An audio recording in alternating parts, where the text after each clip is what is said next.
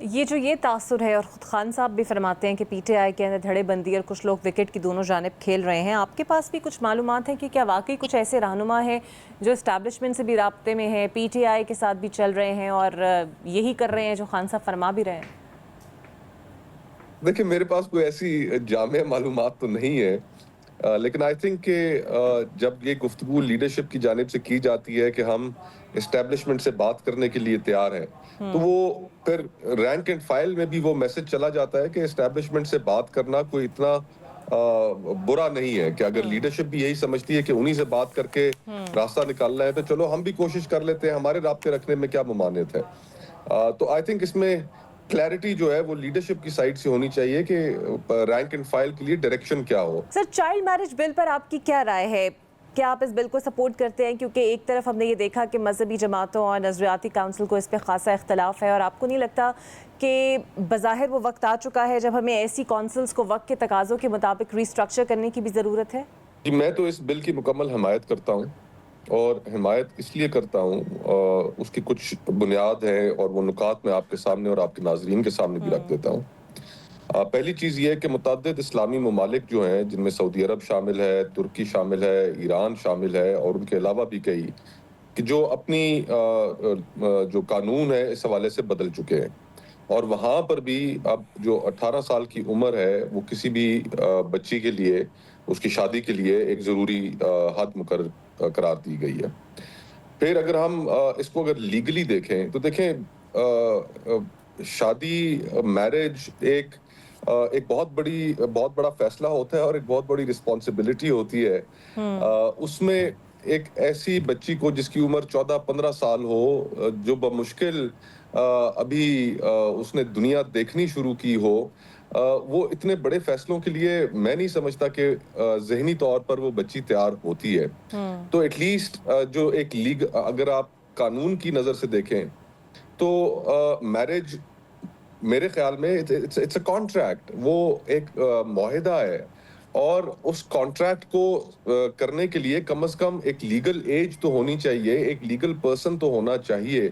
اور 18 سال کی جو عمر ہے وہ میرے خیال سے اس لحاظ سے بالکل ٹھیک ہے کہ وہ ایک لیگل پرسن 18 سال کی عمر میں قانون کی نظر میں لڑکا ہو یا لڑکی ہو تو وہ بنتے ہیں.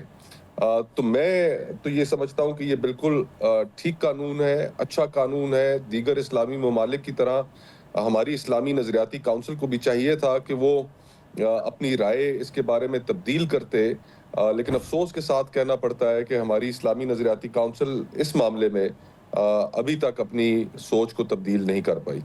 بالکل صحیح. اور پی ٹی آئی کی اگر بات کریں تو احتجاجی تحریک کا سر وہ اعلان کر چکے ہیں, ستارے خاصے گردش میں ہیں. So what do you think, مزاحمتی سیاست ہونی چاہیے, مذاکرات ہونے چاہیے, کیا راستہ بہتر ہے پی ٹی آئی کے لیے اس وقت؟ لیکن میرے خیال میں جو پچھلے ہمارے 3-4 سال کی پالیٹکس رہی ہے, اس میں ہم نے کافی تشنگی دیکھی ہے, پولیٹیکل پولرائزیشن دیکھی ہے. لوگوں کو سیاسی بنیادوں پر اوپر کے لیول سے لے کر نیچے تک ہم نے انہیں تقسیم ہوتے دیکھا ہے, گاؤں محلوں تک. ہمیں اس معاشرے کو, اس میں تو کوئی شک نہیں کہ ایک بہت بڑی ہیلنگ کی ضرورت ہے, ریپروچمنٹ کی ضرورت ہے, لیکن اس کا راستہ ایجیٹیشن سے نہیں نکل پائے گا. تحریک انصاف نے پچھلے چند سالوں میں ایجیٹیشن کی بھرپور کوشش کی ہے, لیکن وہ ایجیٹیشن کوئی سکسیسفل نہیں ہو سکی.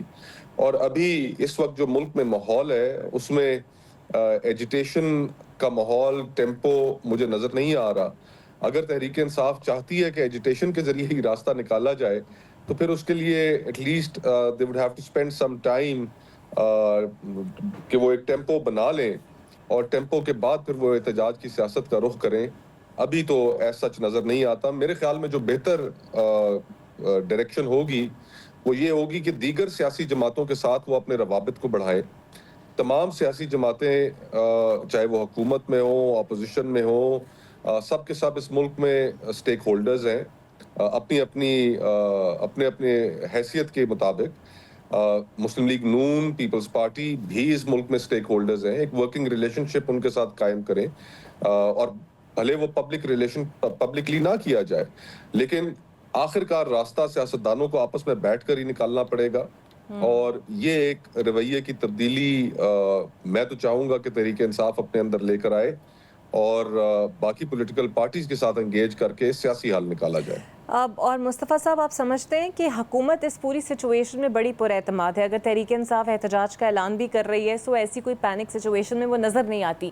اب اس کی وجہ یہ ہے کہ وہ یہ سمجھتی ہے کہ جناب تحریک انصاف اسٹریٹ پاور کھو چکی ہے، یا خام خیالی ہے، یا انہیں پتہ ہے کہ کوئی خاص عوامی رد عمل آنے والا نہیں ہے؟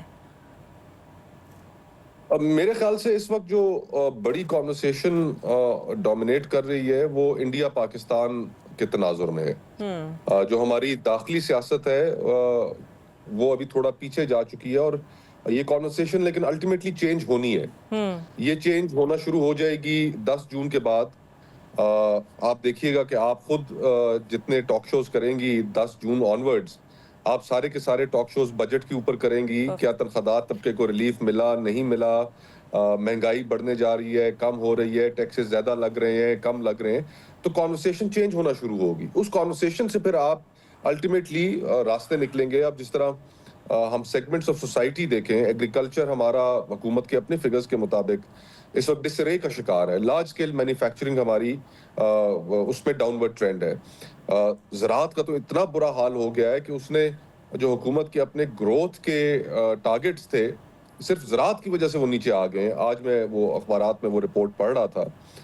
تو معاشرے کے طبقات ایسے ہیں کہ جن کے اندر بہت زیادہ ڈسگرنٹلمنٹ ہے حکومت کے معاشی اقدامات کی وجہ سے. کسانوں میں موجود ہے، تنخواہ دار طبقے میں موجود ہے، بڑے کاروباری طبقے میں موجود ہے. تو اگر اس کو پراپرلی چینلائز کیا جائے تو ایک افیکٹو اپوزیشن کی جا سکتی ہے.